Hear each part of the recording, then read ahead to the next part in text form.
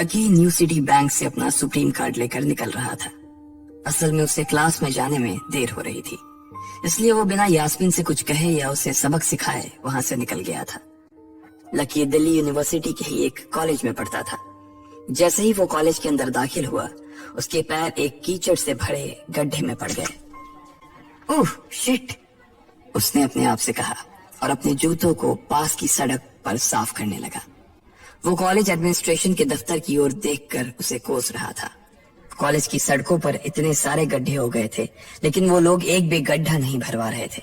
जब भी लकी इस चीज की कंप्लेन करने के लिए वहां जाता, तो वो इसे ये कह देते कि फंड ही नहीं है।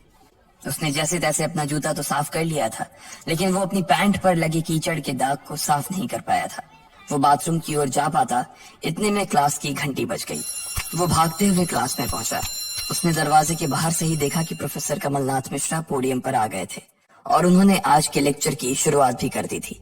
जैसे ही उनकी नजर बाहर खड़े लकी पर पड़ी, तो उनकी आंखें निराशा से भर आई। इधर लकी का सिर भी शर्म से झुक गया था और उसे अंदर ही अंदर बुरा लग रहा था।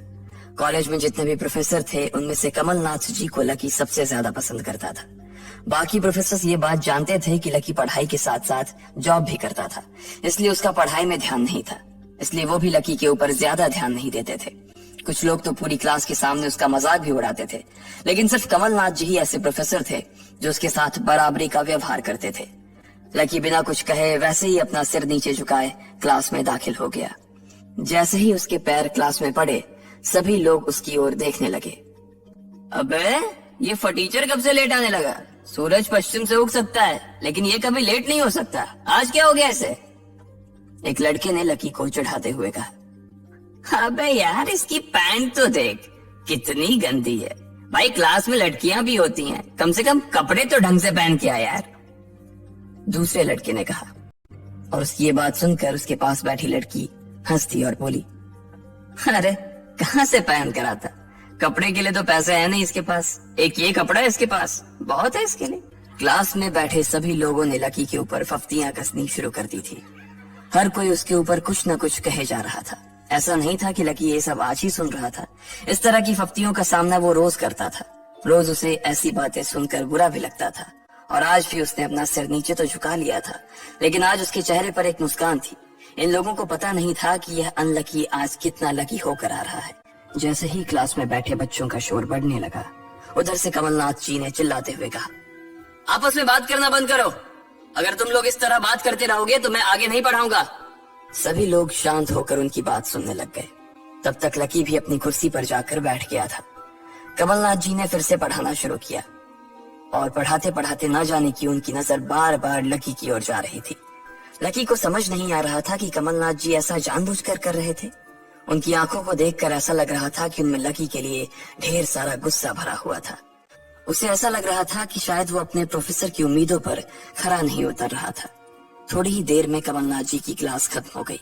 बच्चों, आज की क्लास यही खत्म होती है। कल आप सबको क्या काम करके लाना है वो मैंने यहाँ लिख दिया है। कल मिलते हैं आप सबसे, कमलनाथ जी ने कहा और क्लास के बाहर चले गए। जैसे ही वो बाहर गए, पीछे वाले दरवाजे से किसी की आवाज आई, डिंपल। जैसे ही वो आवाज सबके कानों में पड़ी, सब लोग क्लास के पीछे वाले दरवाजे की ओर देखने लगे। वहां कोई और नहीं बल्कि डिंपल का नया बॉयफ्रेंड राहुल खड़ा था। ये लोग राहुल को अच्छी तरह से जानते थे। राहुल ने दरवाजे से झांक कर देखा तो वहां कोई नहीं था। वो धीरे धीरे कमरे में दाखिल हुआ और सीधा डिंपल के पास चला गया। डिंपल खिड़की के पास बैठी हुई थी। जैसे ही राहुल उसके पास पहुंचा, डिंपल ने अपने हाथ उसकी गर्दन में किसी हार की तरह डाल दिए और उसकी बाहों में झूम उठी। उधर राहुल ने भी डिंपल को सबके सामने चूम लिया था। ये नजारा देखते ही सबकी नजरें लकी के ऊपर जा टिकी। सबको अभी तक तो यही पता था कि डिंपल लकी की गर्लफ्रेंड है। किसी को इस बात की खबर नहीं थी कि उन दोनों का ब्रेकअप हो गया था। डिंपल को राहुल की बाहों में देखकर लकी के तन बदन में आग तो लग गई थी, लेकिन फिर भी वो शांत होकर वहीं बैठा हुआ था और उसने अपने गुस्से पर काबू कर लिया था।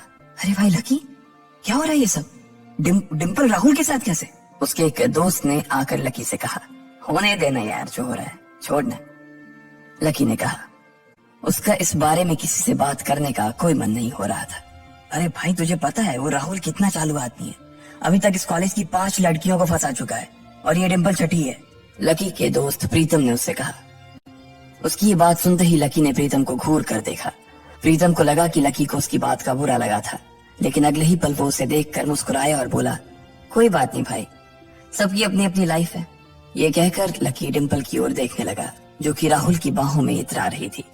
वो जानती नहीं थी कि लकी चाहता तो यहीं खड़े खड़े राहुल और उसके पिता को उनके कारोबार समेत खरीद सकता था। उधर जैसे ही राहुल और डिम्पल की नजर भी लकी पर पड़ी तो वो जानबूझकर उसे छेड़ने के लिए उसके सामने से गुजरने लगे।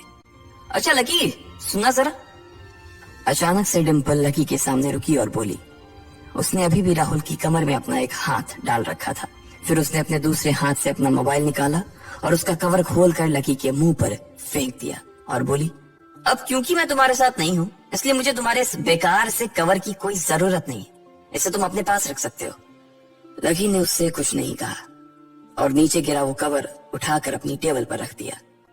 बेबी, इसने तुम्हें कवर गिफ्ट किया? कवर कौन गिफ्ट में देता है भाई? राहुल ने उसके सामने ही डिम्पल से कहा।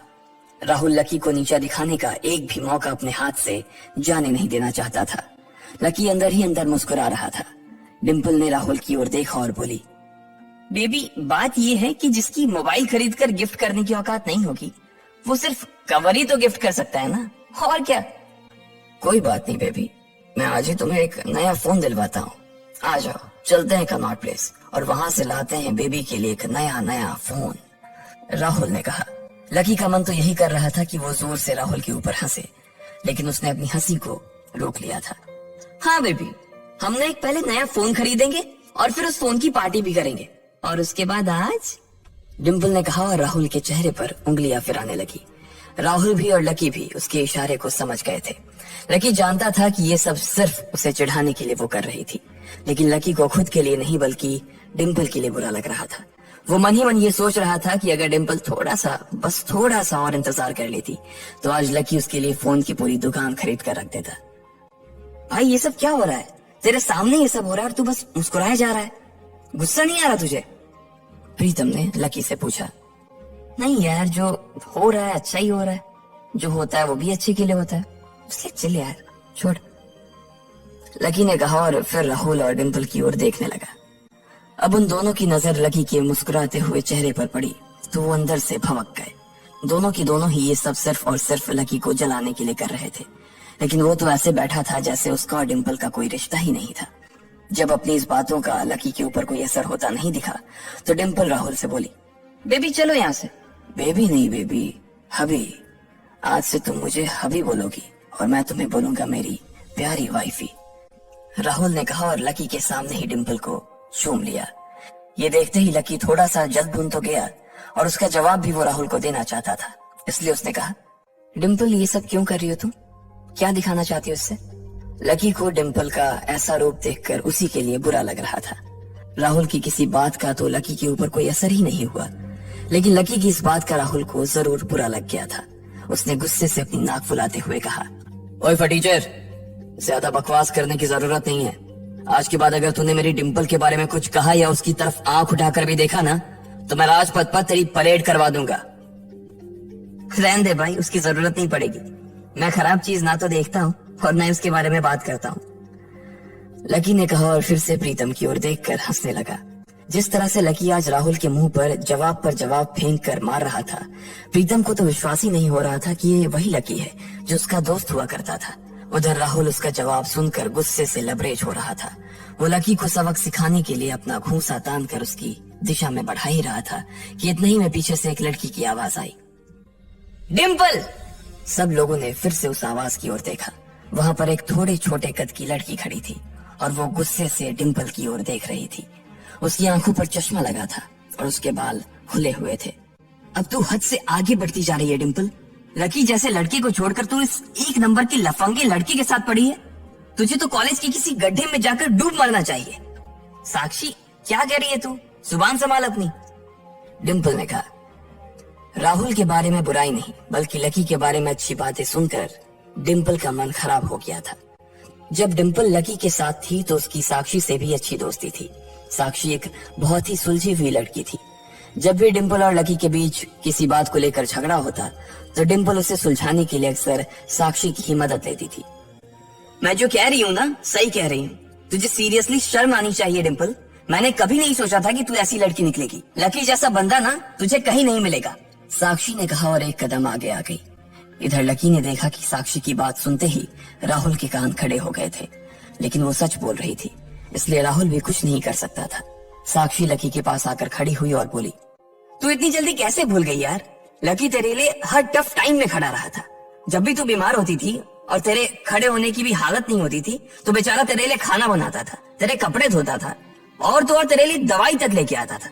तुझे याद है ना जब हम हिमाचल घूमने गए थे और तेरे पैर में मोच आ गई थी तो ये बेचारा अपनी नौकरी छोड़कर भागा भागा रात में हमारे पास आ गया था। इतना प्यार किया इसने तुझसे और तू इसे छोड़कर जा रही है, साक्षी ने कहा। अपने लिए साक्षी के मुंह से इतना सब कुछ सुन लेने के बाद लकी ने अपनी गर्दन नीचे झुका ली थी। उसे डिम्पल के साथ बिताए वो सारे लम्हे याद आ रहे थे। वो डिम्पल के ऊपर जान छिड़कता था। उसका बस चलता तो वो डिम्पल को अपनी हथेलियों पर लेकर घूमता। भले ही उस वक्त उसके पास पैसे नहीं थे, लेकिन वो फिर भी डिम्पल की छोटी सी छोटी डिमांड को पूरा करने के लिए अपनी जान लगा देता था। जो कवर डिम्पल ने उसके मुंह पर फेंक कर मारा था, वो कवर को खरीदने के लिए लकी ने 3 दिन तक ओवर टाइम किया था।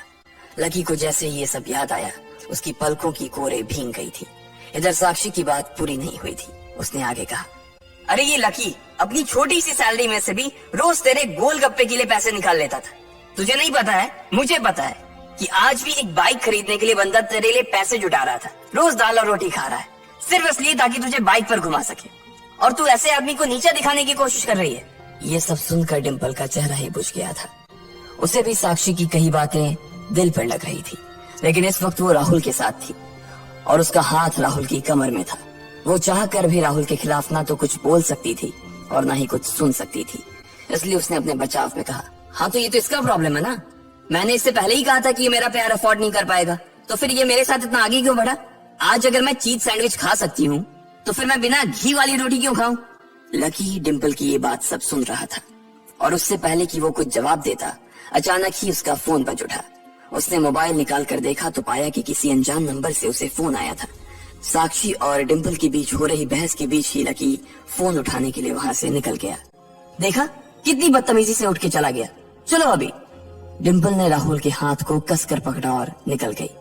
इधर फोन पर लकी कुछ बोलता उससे पहले ही दूसरी तरफ से आवाज आई, बहुत हो गया लक्ष्मण, अब बस घर आ जा जल्दी से। यह आवाज सुनते ही लकी एक पल में उसे पहचान गया था।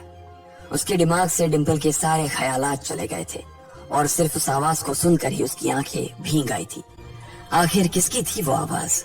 किसका फोन आया था लकी को जो उसका घर पर इंतजार कर रहा था? क्यों आखिर लकी की आंखें भीग आई थी?